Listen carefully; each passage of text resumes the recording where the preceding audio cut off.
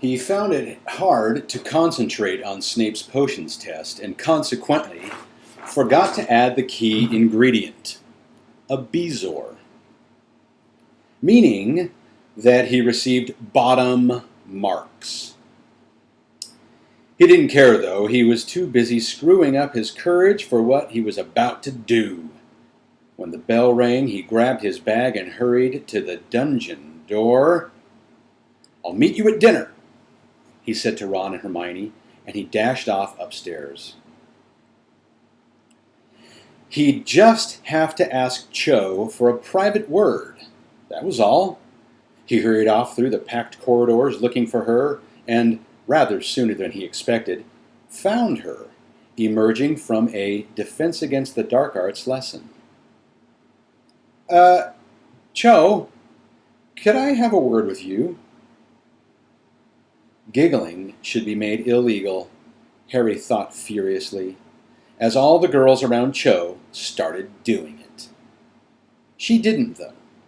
She said, "Okay," and followed him out of earshot of her classmates. Harry turned to look at her, and his stomach gave a weird lurch as though he had missed a step going downstairs. He said. He couldn't ask her. He couldn't. But he had to. Cho stood there looking puzzled, watching him.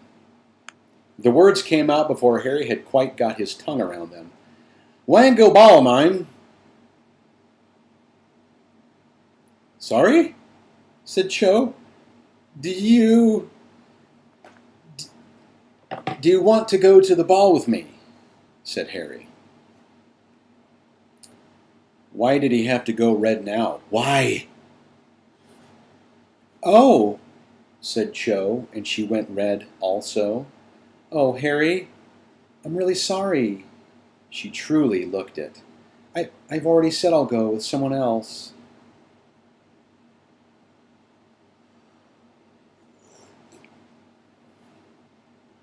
You see, that's what happens when you wait too long to ask. Because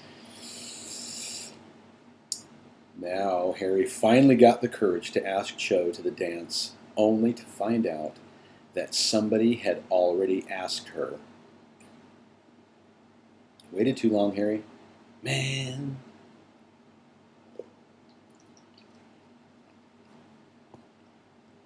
Okay. "Okay," he said. No problem." Oh, whoops, sorry. I've already said I'll go with someone else." "Oh," said Harry. It was odd. A moment before his insides had been writhing like snakes, but suddenly he didn't seem to have any insides at all. "Oh, okay," he said. No problem." "I'm really sorry," she said again. That's okay," said Harry. They stood there looking at each other, and then Cho said, "Well..."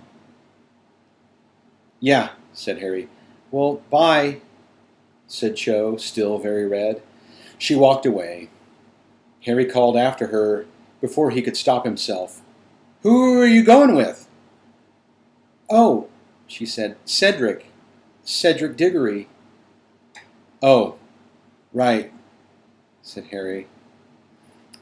His insides had come back again. It felt as though they had been filled with lead in their absence. Completely forgetting about dinner, he walked slowly back up to Gryffindor Tower, Cho's voice echoing in his ears with every step he took. Cedric Diggory. He had been starting to quite like Cedric, prepared to overlook the fact that he had once beaten him at Quidditch, and was handsome, and popular, and nearly everyone's favorite champion. But he suddenly realized that Cedric was in fact a useless pretty boy who didn't have enough brains to fill an egg cup. "Fairy lights," he said dully to the fat lady. The password had been changed the previous day. "Yes, indeed, dear," she trilled, straightening her new tinsel hairband as she swung forward. Entering the common room, Harry looked around, and to his surprise he saw Ron, sitting, ashen-faced, in a distant corner. Ginny was sitting with him, talking to him in what seemed to be a low, soothing voice.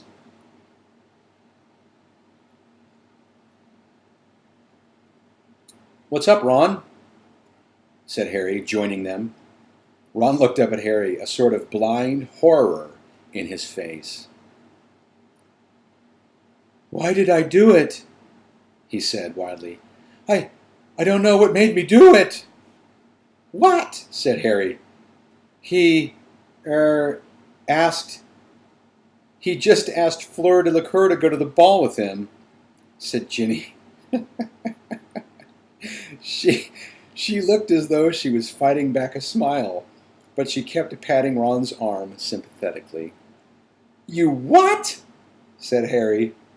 I don't know what made me do it," Ron gasped again. What was I playing at? There were people all around. I've gone mad. Everyone watching.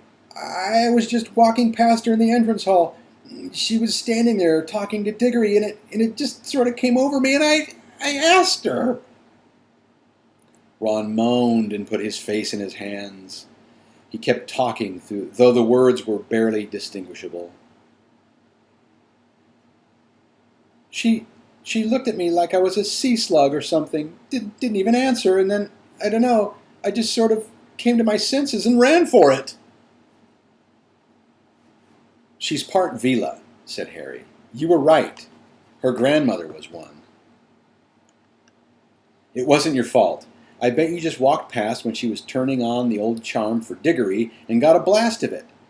But she was wasting her time. He's going with Cho Chang." Ron looked up. "I asked her to go with me just now," Harry said dully, "and she told me." Ginny had suddenly stopped smiling. "This is mad," said Ron.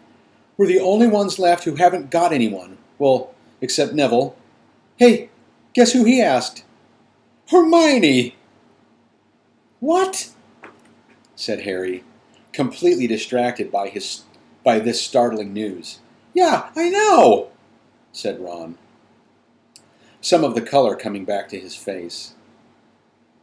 "He told me after potions. Said she'd always been really nice, helping him out with homework and stuff. But she told him she was already going with someone. Ha! As if!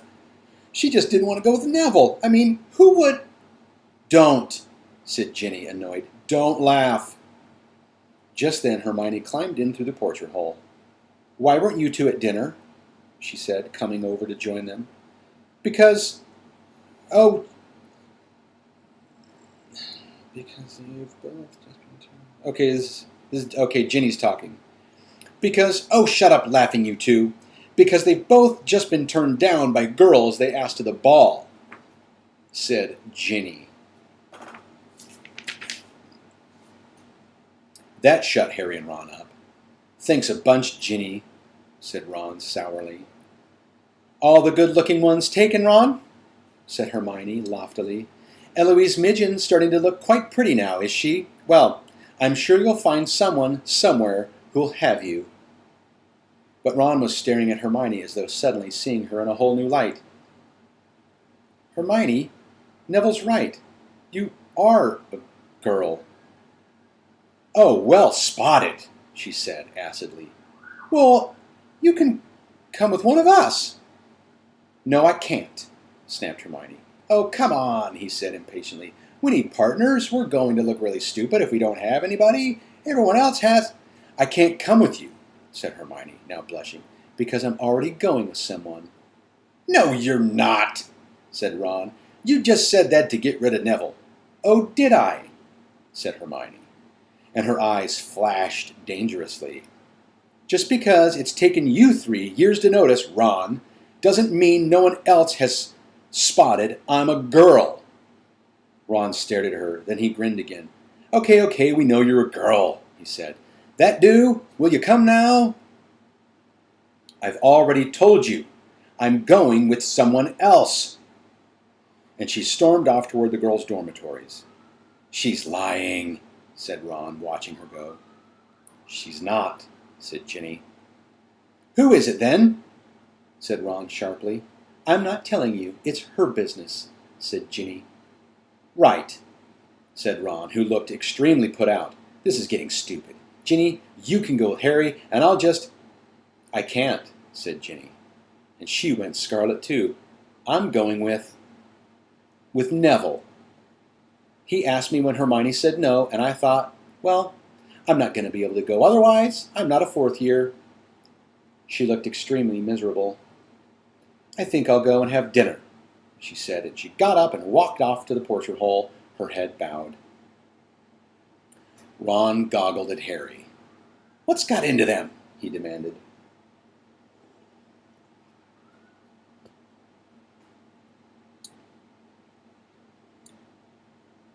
I'm wondering where we should stop here. I thought we were going to find out who Hermione was going with, but it doesn't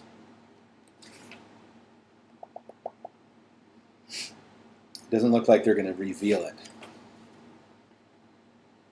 Okay, so let's see here. So we just found out that Ginny's going with Neville. She walked out of the room, and Ron's upset. What's got into them? But Harry had just seen Pavarti and Lavender come in through the portrait hole. The time had come for drastic action. Okay, so we'll stop there. I wonder if they're not about to ask Pavarti and Lavender.